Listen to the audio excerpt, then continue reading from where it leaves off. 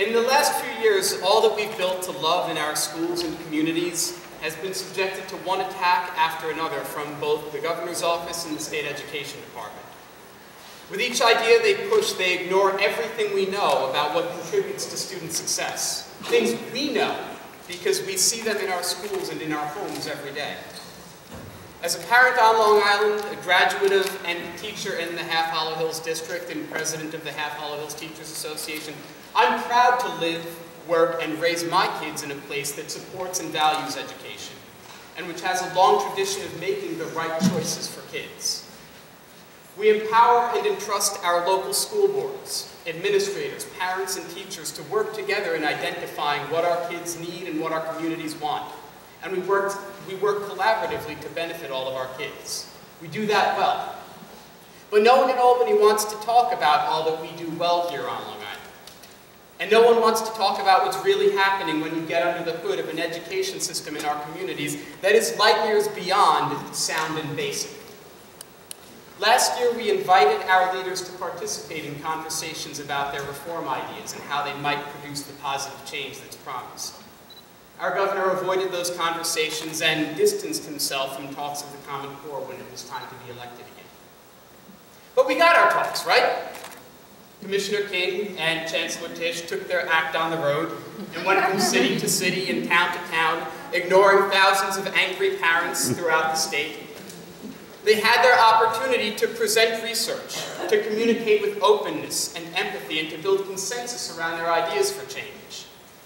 But they failed in the Hudson Valley to do that, and they failed in the Southern Tier, and they failed in Western New York, and they failed in the Capital Region, and they failed here on Long Island. So what did they decide to do? Ignore voters and double down on their ideas while talking about the need for accountability. So we can talk about student accountability and teacher accountability and district accountability, and we do all those things, but we can't talk about democratic accountability.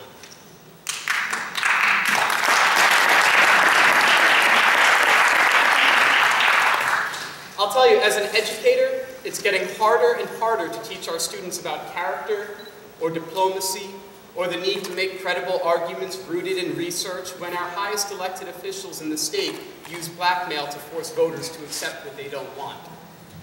But for every crack they take at silencing, marginalizing, and disenfranchising voters, we need to fight back twice as hard.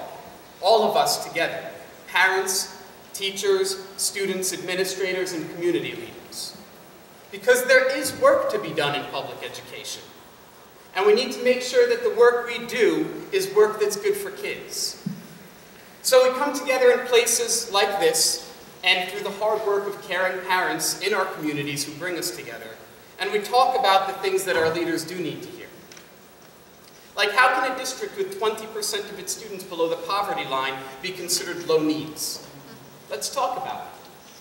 Or how can 51% of the nation's students be qualifying for free and reduced lunch within the next year or two? Let's talk about that too. Or we can talk about how a child whose mother doesn't speak English as a first language can enter kindergarten 3 years behind in language skills. With the growing funding gap between the wealthiest and poorest districts that's on the governor's watch, she'll enter a kindergarten classroom of 30 kids, many of whom suffer from the same problem. It'll be in a school that's cut its art and music programs and that's compelled students to lock into rows as they're drilled in rote proficiency activities. And then we'll wonder why she's not passionate or innovative. When she fails to meet some arbitrary cut scores or standards, or can't figure out why a pineapple would even have sleeves, or when the hard work of her teachers, she goes from 3 years behind grade level to only 2 years behind grade level, that still won't be enough, and we'll all be branded as failures again. And all of these conditions are the direct result of our efforts at lobbying for students. As someone who spent almost a decade studying and teaching courses on closing the achievement gap, I can tell you that this is not how you do it. Instead, we're going to lose a generation of children who are completely turned off by what school has become. And although they may not drop out or fail out until high school, they will check out long before that.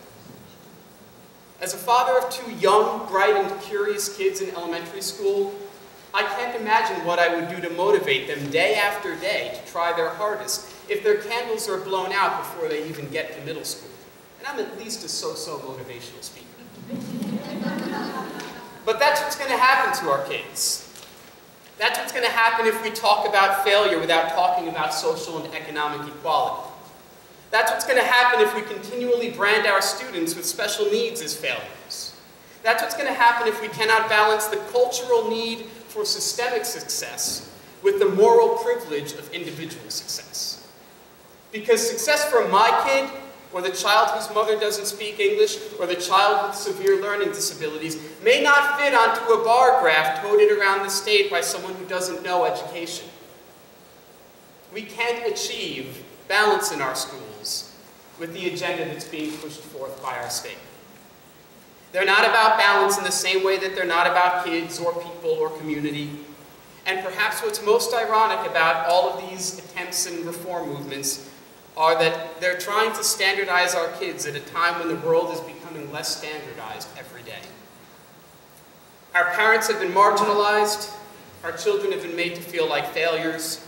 Our teachers have been forced to teach in ways that they know are not right for kids. And so, in the great words of Dr. King, the real Dr. King, it may be true that one has a moral responsibility to disobey unjust laws.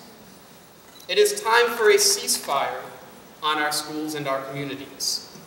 And if we continue to support each other, like we do in this room, I'm hopeful and confident that the peace that ensues from the great challenge we have before us will let us return to the love of teaching and the love of learning that, more than any statistic, will really open doors for our kids. Thank you.